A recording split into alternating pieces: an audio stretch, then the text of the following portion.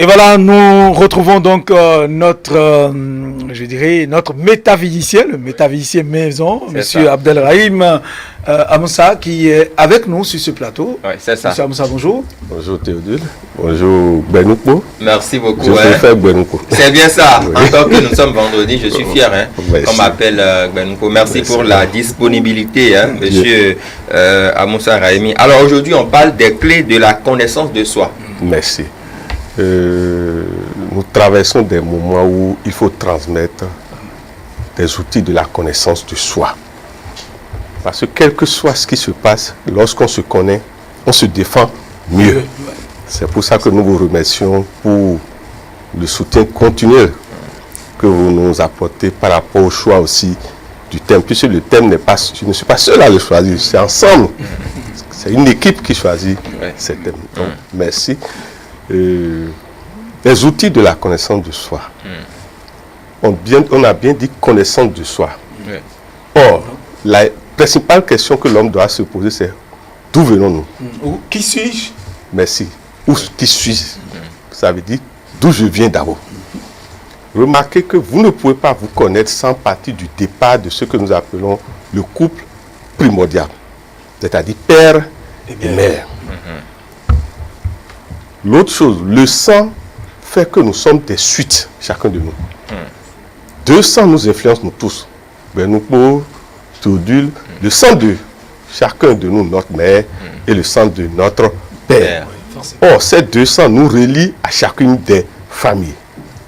Ça veut dire quoi? Si vous ne prenez pas conscience de l'influence de ce sang, vous n'allez pas bien vivre. S'il y a des familles où le sang est nerveux, vous devez savoir que vous devez travailler sur la nervosité. Il y a des familles où héréditaires de maladies. Si vous rentrez dans cette famille, vous devez savoir que vous avez accepté un karma héréditaire où vous devez travailler sur votre femme et sur vos enfants. Parce qu'il y a des familles, par exemple, s'il y a la drépanocytose, vous ne pouvez rien. Lorsque vous avez accepté un devoir karmique, parce que c'est un devoir karmique aussi d'accepter une famille où une maladie domine. Cela veut dire que votre sang est certainement calibré pour accompagner notre sang. Et donc, c'est un soutien ou une solution que vous apportez. Si vous n'avez pas conscience de ça, vous n'allez pas en bénéficier. Donc, le premier support pour se connaître réellement, c'est la filiation du sang à travers la mère et le père. Et donc, à travers les deux grandes familles. Les deux grandes familles qui, le père et la mère, oui. C'est deux sangs avec leur qualité et leurs défauts. Oui, le père a son sang, le père a ses qualités et ses défauts, la mère aussi. Et tout ça, l'enfant rassemble, colmate, tout ça, transporte. C'est pour ça que vous verrez que dans la tradition daomienne, quand on commence par s'amouracher d'un homme ou d'une femme, et qu'on le dit à ses parents, toute une délégation est mise sur pied pour faire cette enquête. L'autre sang là est composé de quoi et quoi? Quels sont leurs grands défauts, leurs grandes qualités? Même on demande d'où vient-il? On demande à l'enfant d'où vient ton copain? Merci.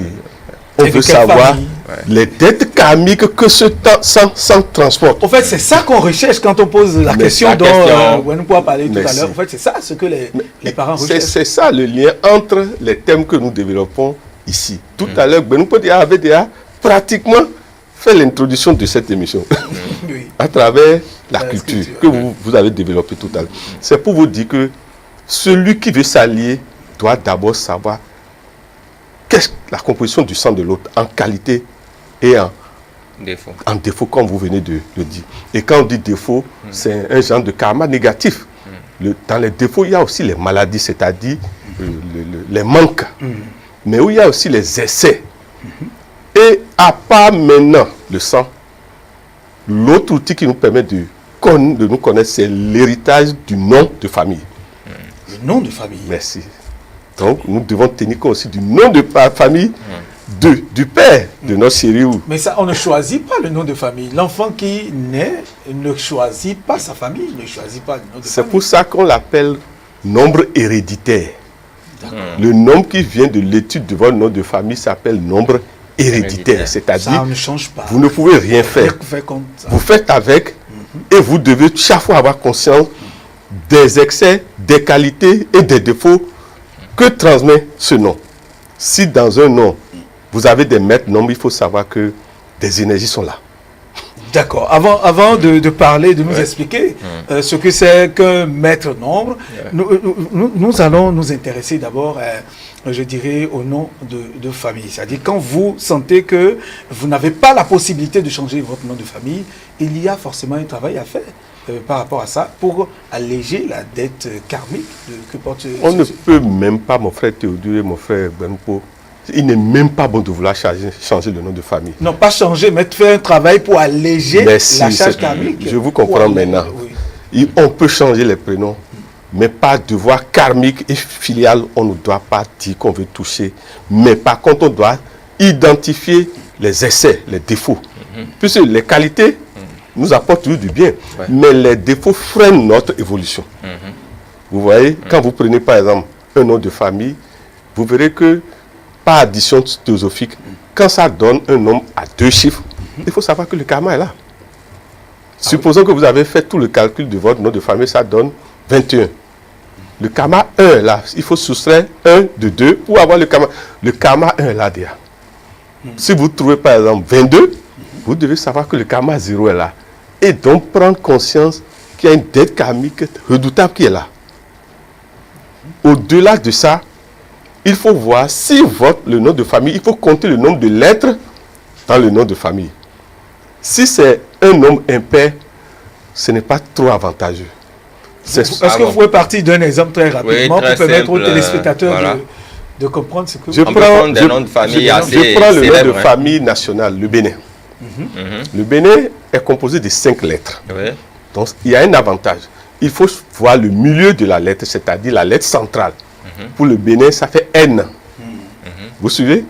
Ça veut dire que vous devez tenir compte de cette lettre centrale qui va vous sauver dans les moments de difficulté. Ça veut dire quoi? Cette lettre nous dit qu'est-ce qu'il faut faire quand ça ne va pas.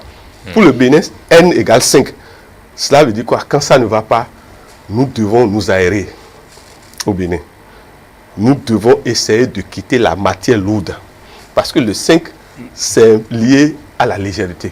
Nous devons prier parce que le 5 est lié à ce que nous appelons celui qui prie, le pape. Son nom même, c'est le pape. Donc, le déroutant. Sans ça ne va pas au Bénin, nous devons faire appel à la foi. Nous devons faire appel aux ancêtres. Mais maintenant, quand vous voyez, vous comptez tout le nom Bénin, ça donne encore 5 lettres. Donc, l'aura du nom Bénin, c'est le 5 encore. Cela veut dire quoi? Cycliquement, le Bénin connaîtra tous des changements et des réformes. Vous ne pouvez rien. Chaque 5 ans, c'est ça? Merci. Chaque 5 ans, normalement. Normalement. Chaque 5 ans, normalement. Puisque le nom indique le cycle en même temps. Si nous sommes obligés d'évoluer cycliquement et d'améliorer l'existant tous les jours. Sinon, la nature finira par nous imposer par des épreuves cette évolution, comme on dit. C'est-à-dire, nous allons subir des épreuves qui nous obligent à dire nous-mêmes, nous optons finalement pour ces réformes. Voilà. Donc, voilà un exemple, mon frère. Très bien. Alors, il y a aussi que les prénoms que nous portons ont un rôle, jouent un rôle important dans la connaissance de soi. Alors, comment est-ce que je peux, mon prénom que je porte, qu'il soit endogène ou usuel, comment est-ce que cela peut m'apporter quelque chose, me permettre de me connaître? Merci. D'abord, la première chose qu'il faut tenir compte dans un prénom comme, que ce soit endogène ou venant d'une autre tradition, ce sont les sons qui rentrent dedans. Ah, les sons. Les sons.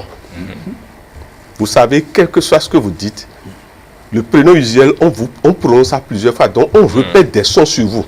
C'est comme si on prononçait des mantras sur vous. Donc, tôt ou tard, ce que génèrent ces sons vont vous habiter.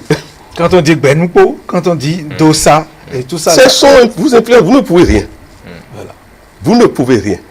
Maintenant, au-delà de ça, vous devez étudier votre date de naissance et les manques dans votre date de naissance et les manques dans votre nom de famille avant d'équilibrer ça dans les prénoms. C'est-à-dire, ce qui est déjà excès dans la date de naissance et le nom familial, il ne faut plus encore le répéter dans les prénoms. C'est l'erreur que nous commettons. Vous avez déjà, par exemple, vous êtes né le 5 mai 1955. Mon frère Benouko, le 5 domine déjà. Pourquoi aller choisir alors des noms où le E, le N, des lettres qui correspondent au E, au 5 domine encore? L'enfant aura un excès d'énergie du 5 du changement, c'est-à-dire tout le temps, excusez-moi, si vous voulez que les gens nous appellent, tous ceux qui ont le nombre 5 en essai, difficilement, ils sont fidèles. Fidèles en quoi? En tout? En tout ou bien... En tout. En tout. Ouais, en tout. Tout ils ne sont pas stables, parce que c'est le nombre de la liberté. C'est le nombre du changement. C'est le nombre des réformes. Et donc ils sont gouvernés par l'air ou par le feu? Ils sont... Le 5, c'est d'abord à la fois et l'air et le feu. Très bien. Et il suffit de voir ça correspond dans le phare. C'est le Bémédi. Or, qui dit Bémédi, vous comprenez? Bémédi vous dit, refaites la consultation. Pour savoir, les ancêtres vous disent de prendre quelle voie. Je ne sais pas si vous suivez. Le 5 sera toujours confronté à la notion de choix. En fait, c'est ça. Celui qui a le 5 en essai, vous allez voir, il est toujours là. Ils disent, oui, aujourd'hui, il vient encore dire demain, non. Donc son karma, c'est d'apprendre à pouvoir dire oui et rester dans le oui.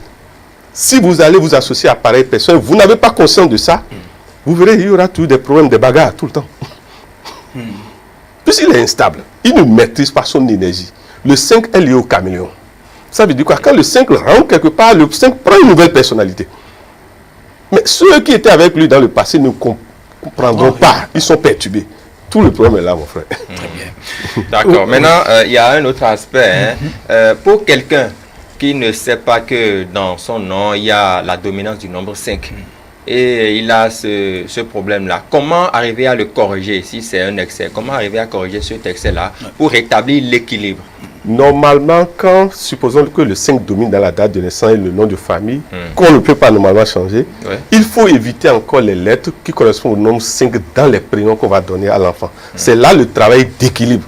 On apporte, on diminue le 5 dans la vie de l'enfant. Maintenant, le plus important, c'est quoi? Quand vous avez des prénoms à donner, étagez le nom et tous les prénoms sur une feuille, grande feuille. Et voyez les lettres qui se répètent. Si le E revient plusieurs fois, le N revient plusieurs fois, le I revient, il faut savoir que l'essai est déjà là.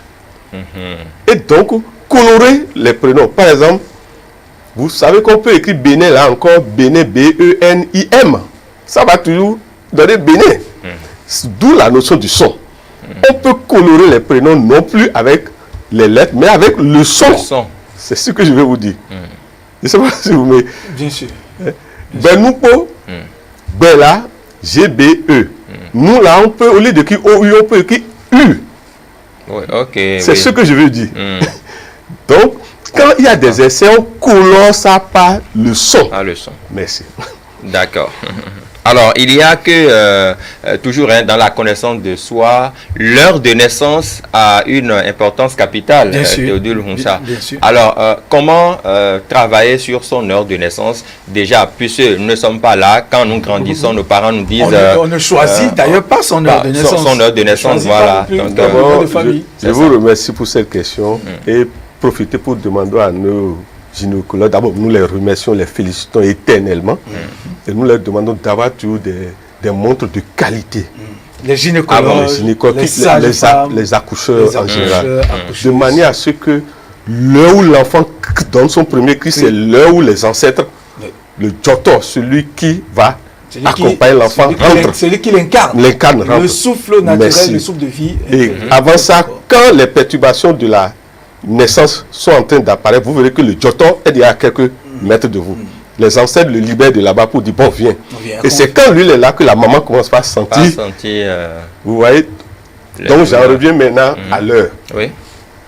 L'heure est capitale parce que ça indique vos anges. En tout cas, ça indique un de vos anges qui vous gouverne. Mais l'autre chose, vous verrez que quelqu'un qui est né à 13h, avant 13h, la maman va connaître la fatigue, les douleurs. Si c'est un mardi à 13h et que vous n'avez pas conscience de votre heure de naissance, les mardis, avant 13h, vous allez vous-même connaître la douleur et les épreuves et la fatigue. Avant 13h, ou en tout cas jusqu'à 13h. Remarquez ce phénomène sur vous-même, remarquez ça sur vous. Remarquez votre heure de naissance. Tous les jours, le jour vient, l'heure veut venir, vous êtes toujours fatigué. C'est-à-dire, votre maman, le cycle de la naissance revient. D'accord. C'est à vous, si vous avez conscience de ça, vous saurez que vous n'êtes pas malade. Je ne sais pas si vous suivez. Un petit coup de sommeil, 10 minutes, 15 minutes. Et vous verrez, quand vous verrez que vous ne savez pas faire, vous allez dormir pendant 10 minutes, 5 minutes, vous ne comprendrez pas. Ça veut dire que parfois, les seigneurs du karma utilisent ce rendez-vous-là pour vous parler de l'autre côté. On vous donne un sommeil pour que vous voyez de l'autre côté. Parce que c'est un moment où on vous montre les dangers des heures à suivre et des jours à suivre. C'est un moment favorable. Parce que juste après ça, c'est la joie qui vient. Or, dans la joie, excusez-moi, on voit très peu. Voilà. D'accord. Alors, c'est vraiment intéressant. Alors, nous allons aussi nous intéresser, vous l'avez dit, et puis les téléspectateurs sont peut-être en tout cas cramponnés sur ça. Est-ce que il y a un travail, ou bien quel type de travail faut-il faire sur les dettes karmiques, les dettes héréditaires, sur les prénoms, surtout que nous portons, parce que c'est par ces prénoms-là qu'on nous appelle le prénom usuel. Comment faire pour d'abord décharger ces prénoms de ces charges karmiques qui sont parfois trop lourdes par excès ou par absence ou par insuffisance? Vous devez d'abord, la première chose, c'est avec la permission de nos aînés, de nos professeurs, maintenant et toujours, le tableau premier qu'il faut utiliser, c'est le A, B, C, D, E, F, G, H, I, que vous alignez d'abord. Vous comprenez? A, B, C, D, et vous revenez quand vous avez fini A, I, J, K, jusqu'à encore, vous comprenez? Ça va faire 9 lignes, 9 lignes, jusqu'à finir l'alphabet français que nous utilisons. Vous mentionnez en haut pour le A1, le B2, le C3 jusqu'à 9 égale I. Vous verrez qu'à chaque nombre correspond 3 lettres et c'est seulement dans le Z qu'il y a 2. C'est ça le tableau qu'il faut utiliser pour voir les répétitions dans vos noms et prénoms. Les nombres qui se répètent. Parce que sans ça, vous ne pouvez pas faire le travail de connaissance de soi sur vous. Vous devez d'abord prendre conscience des excès. Si c'est le 1 qui domine, par exemple, il y a trop de A dans votre nom ou prénom, il y a trop de S, il y a trop de J. Vous devez savoir que vous êtes né nerveux. Le 1 vous donne l'énergie de la nervosité, l'énergie des commencements, c'est-à-dire attends. Vous devez alors travailler sur la respiration pour transformer cette énergie de combativité à des moments donnés où c'est nécessaire, mais en énergie alors de passivité pour, par exemple, dans une réunion. Si vous ne faites pas la respiration quand le 1 vous domine, pour un oui ou pour non, c'est vous qui allez vous enflammer plus que tout le monde. Parce que le 1 vous donne la qualité de leader. Mais le chef n'a pas tout le temps fait du bruit. Donc, un chef qui n'a pas conscience de l'essai de son 1 sera toujours le chef qui est nerveux envers ses employés. Donc, il doit travailler sur la respiration. Il doit travailler sur ce que nous appelons l'apport de l'eau au niveau des pieds. C'est-à-dire, les soirs mettent toujours ces 2 pieds dans de l'eau. Puisque le feu est équilibré par l'eau. Ou bien faire de la respiration, équilibrer le feu par l'air. Voilà un peu, mon frère. D'accord. En réalité, normalement, ce thème doit être développé même sur des séances. Des séances, c'est ça. Ce que nous faisons aujourd'hui, c'est pour que chacun de nous prenne conscience qu'il faut se connaître pour mieux combattre l'ennemi extérieur. Parce que chacun de nous a un ennemi, aura toujours des ennemis extérieurs. Mais le plus terrible, c'est le combat contre les ennemis intérieurs. Et tout à l'heure, vous l'avez bien exprimé, je ne sais pas si vous disiez que le tigre a ses tâches dehors, mais l'homme a ses tâches à l'intérieur. Je vous en prie, vous avez résumé totalement ce que c'est que la connaissance de soi. Voilà. Et ça fait une suite d'ailleurs. Oui, alors, nous venons ici, en tout cas, de comprendre avec vous ce qu'il faut faire pour décharger un peu les énergies. Mais voilà. Et l'autre aussi, pour ce qui concerne la dissolution des épreuves, c'est-à-dire les épreuves que nous devons rencontrer, il y a aussi une manière de dissoudre ça complètement et parler d'allègement, n'est-ce pas?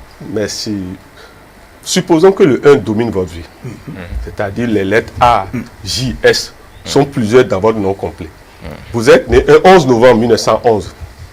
je vous en prie, celui-là, il a un travail de transfert, de dissolution à faire, sinon, il ne peut rester nulle part, il sera toujours haï, c'est-à-dire rejeté, parce que ce sera toujours l'homme qui ne comprend personne, qui crie sur tout le monde, qui est tout le temps nerveux. Donc le 1, c'est la nervosité. Le 1, quand ça domine, vous donne la nervosité.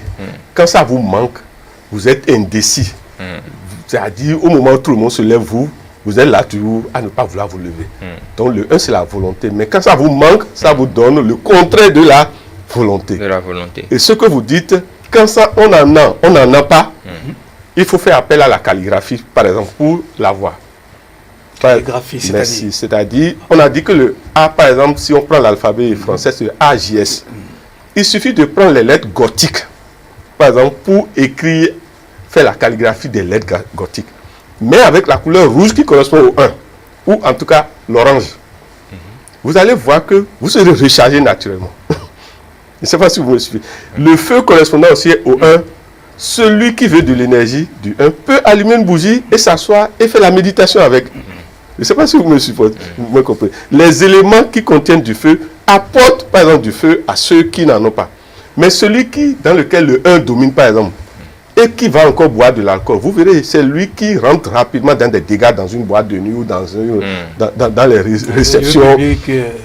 Et si vous ne le contrôlez pas, vous allez le méconnaître. Vous allez vous demander, mais qu'est-ce qu'il y a? Parce qu'il n'a pas tenu compte des essais du nombre 1 dans sa vie. Et l'alcool, même quelques gouttes d'alcool peut complètement le mettre. C'est-à-dire, il va poser des actes. Il n'a pas conscience de ça. Donc, la notion de transfert suppose d'abord la notion de conscience des énergies qui nous dominent. Ce qui est sûr, celui qui s'énerve vite, il faut tenir compte souvent des critiques sociétales, surtout les critiques de nos amis communs, de tous ceux les amis quotidiens qui sont autour de nous. Et il faut tenir compte quand il y a une crise. Par exemple, mon frère Bernoupo et moi, nous nous sommes énervés. Et il a dit dans une de ses émissions, c'est en ce temps que nous allons savoir vraiment qui est Bernoupo, qui est Amoussa. Mais tout le temps, nous faisons le sérieux. Et tant que je ne veux pas, je dois à Théodule, et maintenant je commence par tourner Théodule, alors qu'on est des amis. Si je ne paye pas Théodule, un matin Théodule va me dire comment. Vous comprenez? Donc c'est dans ces moments que chacun de nous doit souvent voir les critiques que l'autre.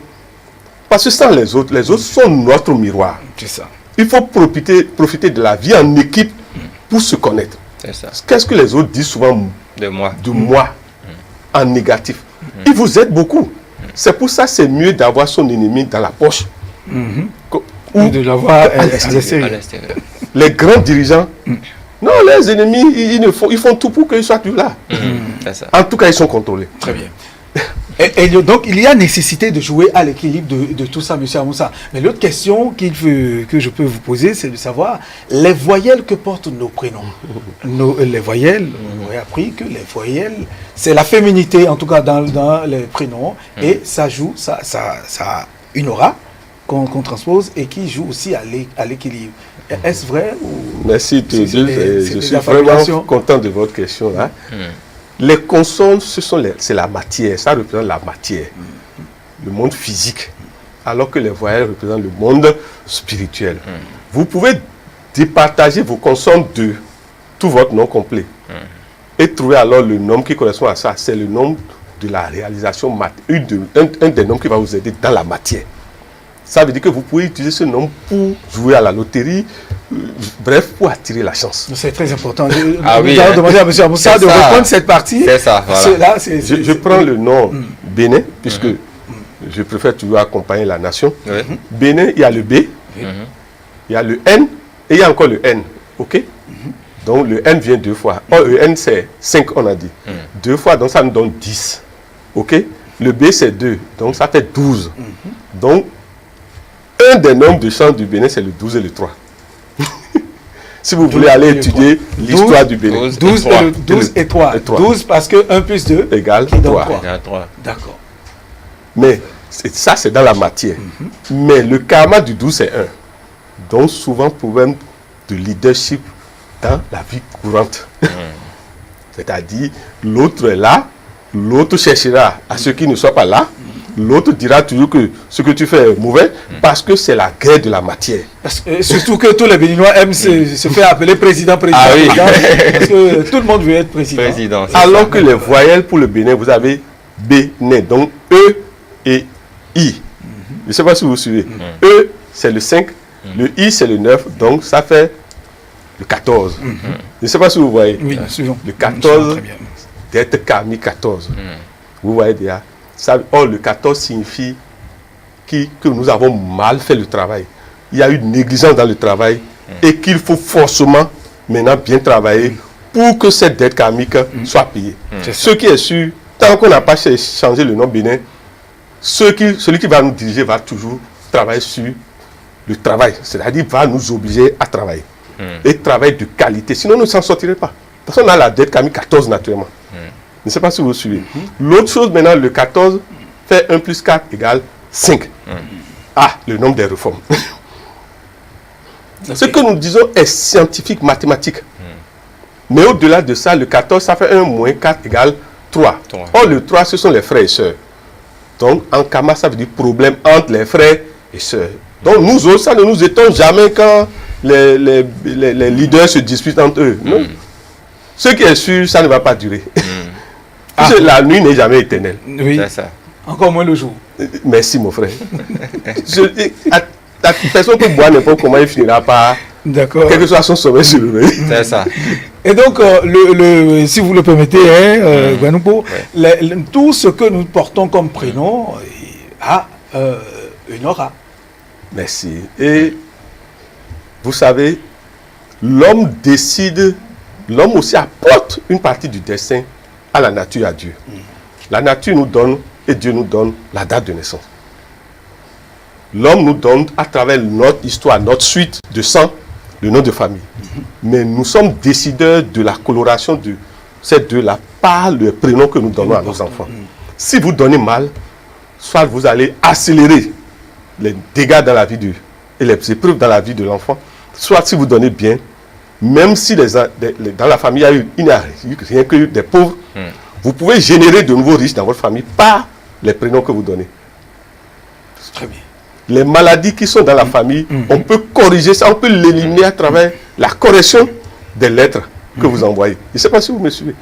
Donc, c'est très important. L'aura du nom, si on a dit que l'aura du nom bénin, c'est le 5. Alors, pourquoi vous ne voulez pas qu'il y ait des réformes? Vous ne pouvez rien. Tôt ou tard, il y aura un chef qui sera l'incarnation des réformes. Et surtout, si ce chef, il y a le 5 dans sa vie. Aussi. Aujourd'hui, ce n'est pas que les gens vont dire que pourquoi Moussa prend l'exemple du président Talon. Le chef de l'État Talon est né en mai, oui ou non? Oui. Il est né en 1958. Et vous voulez qu'il exprime quoi? Il ne peut qu'exprimer que des réformes et la justice. Parce que le 8, c'est la justice. La vérité est là. Et maintenant, sur 58, additionner 5 plus 8, ça fait 13. 13 veut dire la rupture. Le nom du Christ lui-même qui est venu arrêter les dégâts. Pour dire ce que vous faites là, ça ne suffit pas. On peut évoluer. Je ne sais pas si vous suivez. Ce qui est sûr, le 13, excusez-moi, il n'a pas peur de la mort. Et donc le Nouveau Testament, la Nouvelle Évangile, les réformes, c'est le 13. Tout ça. Vous ne pouvez rien. D'accord. Si vous voulez que les gens vous appellent, les enfants qui ont le 13, c'est toujours les révolutionnaires de la famille. C'est toujours les révolutionnaires. Le 13 est d'abord soutenu par les ancêtres et les morts. D'accord. Il y a que, avant de continuer, de peut-être aborder une petite dernière partie, très rapidement, je voudrais qu'on ouvre une petite parenthèse sur le changement de nom. Dès lors que nous grandissons, nous constatons que le prénom que nous portons, il y a des excès dedans que nos parents n'ont pas pu corriger. Est-ce que nous-mêmes, on peut essayer de changer notre prénom ou bien qu'est-ce qu'il faut faire? Puisque tantôt, j'ai cru comprendre que vous disiez qu'il ne faut pas du tout changer le nom de famille. Mais au niveau du prénom, quel travail peut être fait? Je te remercie, mais je peux préciser qu'on peut changer le nom de famille dans le son. Comme je l'ai dit, Bénin, c'est un nom de famille de tous les Béninois. Au lieu du N, on peut mettre le M. Mais ça doit être d'un accord, un commun accord. Pour ne pas énerver les ancêtres. Dans le son. Dans le son. Le M aussi, c'est soit vous lisez bénim ou bien je ne sais pas, ça dit vous débrouillez pour que le son ne change pas dans la correction. Mais que la lettre change. La lettre, oui, la lettre doit changer, sinon vous n'aurez pas ce que... Maintenant, au niveau des prénoms, comme vous dites... Oui, ça c'est individuel. Oui. Vous avez le droit de changer. Il suffit d'aller à la mairie, bref, aller dans les juridictions qui l'autorisent, et vous voyez un spécialiste, et vous allez recolorer ça. Mais tout ça, c'est quand même compliqué. Hein, oui, c'est ça. C'est compliqué aller, disons, au tribunal, toute cette procédure. C'est ça, c'est compliqué. L'enseignante compliquée avec toutes ces inconvénients qu'on connaît. Oui. Mais est-ce qu'il n'y a pas un exercice spirituel qu'à chaque fois que l'intéressé doit faire pour corriger les choses? Ça, ouais. Y a-t-il pas des sacrifices, des exercices qu'il faut faire? Nous évitons surtout les sacrifices. Ben, quand on parle une offrande, quand on parle offrande, sacrifice, etc., ici, ça dépend de quel type de sacrifice. Dans la connaissance de soi, ce qu'il faut, ce n'est pas du tout de plaire ni aux hommes ni aux dieux, mais de corriger son destin. Je ne sais pas si vous suivez. Il faut faire appel à des énergies qui équilibrent ce qui ne va pas dans vos noms et prénoms. Je ne sais pas si vous suivez. Et là, vous posez le problème de l'énergie des sons, de la magie des sons, de la métaphysique des sons. Ce que je vais vous demander, si on peut faire une autre émission spécialement pour ça, parce que dans les voyelles, vous avez le I, je sais pas si vous avez le A d'abord. Le A est lié à l'air. Si vous répétez plusieurs fois avec par exemple un chapelet musulman, le A, vous verrez que vous allez devenir léger. Testez ça. C'est-à-dire A. Celui qui répète le même son fait déjà un exercice de respiration naturelle. Mais il doit savoir l'élément qu'il appelle. Je ne sais pas si vous suivez. Oui, bien sûr. Vous appelez le E. Oh, le E est en 3 sons dans l'alphabet français. Il y a le E, le E et le E. Non, le E, oui. Le E et le E qui ne sont pas, ça fait le mystère 555 qu'on peut utiliser. Le mystère de la Trinité. Merci. Mais quand vous utilisez le son E et vous ne faites pas attention, même la clim sera allumée. D'ici 30 minutes, vous n'allez plus sentir la clim. Parce que le E, c'est l'éther qui va produire le feu. Ça veut dire que dans les périodes de fraîcheur, quand quelqu'un a froid, et le temps que les médicaments viennent, il peut faire appel à ces sons-là. C'est pour ça que je dis, nous devons... Nous allons revenir sur ça, et très prochainement. Stanislas Gbenoukoua, surtout une autre question. Oui, c'est ça, puisque c'est assez intéressant quand même. Il y a des personnes qui nous suivent actuellement et qui se posent la question de savoir, bon, moi, j'ai grandi aujourd'hui, je n'ai pas pu faire un travail spirituel forcément sur mon destin, sur mon prénom, et ils se posent la question de savoir comment est-ce que je peux récupérer tout ça au vu de tout le parcours que j'ai eu à faire déjà. Alors, en un mot, quels conseils vous avez à leur endroit? D'abord, il y a le chemin agréable, qui n'a pas besoin de difficultés, qu'on se gêne. C'est d'aller à la mosquée, de faire ses 5 prières correctement, ou d'aller à la messe, d'être respectueux des règles de l'église. Ça, c'est ce que nous appelons avoir un parrainage. Parrainage de Jésus ou parrainage de Mahomet ou de Bouddha. Mais les guerriers n'ont pas besoin forcément de parrainage. En plus de Jésus et de Mahomet, ils se donnent l'autorisation même de faire des pratiques. Je ne sais pas si vous suivez. Ce qui est sur l'ignorance n'est pas pardonné par les seigneurs du karma. L'ignorance n'est pas pardonnée par les seigneurs du karma. Surtout que nous sommes à l'ère du merci. Mon frère Gbenoukoua, que chacun est. C'est ce que vous faites déjà à télé. Ce que vous faites, vous ne pouvez pas savoir. Nous ne pouvons que faire des prières pour le directeur, tous ceux qui, les autorités et nous ne pouvons que souhaiter la santé à notre chef de l'État. Il permet que nous transmettons, s'il vous plaît. Mais vous savez, pour transmettre ce que nous disons là, des gens payent pour l'avoir. Je tiens à ce que vous sachiez ça. Tout à fait. Mais vous savez combien je peux payer si vous me disiez de payer? C'est pour vous dire que ce que vous faites, les sœurs du karma vont vous remercier. l'ignorance n'est pas permise, mon frère. C'est la réponse que je donne à votre question. D'accord, merci beaucoup.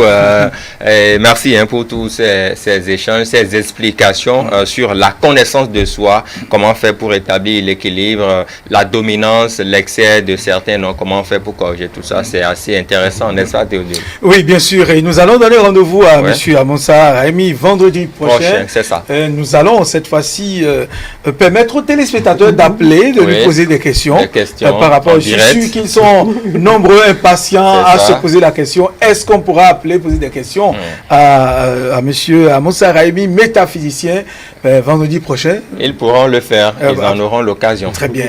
Et nous allons revenir sur l'aura des voyelles, des pronoms. C'est très important. On n'a pas eu le temps de décortiquer ça comme cela se doit. Je suis à votre disposition. Merci beaucoup. Merci à vous, M. Amoussa Raimi. C'était donc la connaissance de soi, les clés, comment les reconnaître et les détenir, les maîtriser aussi. C'est très important. Nous venons de retenir que notre nom de famille et même notre prénom usuel, tout ça sont des charges karmiques et nous avons la possibilité de travailler à alléger ces dettes karmiques.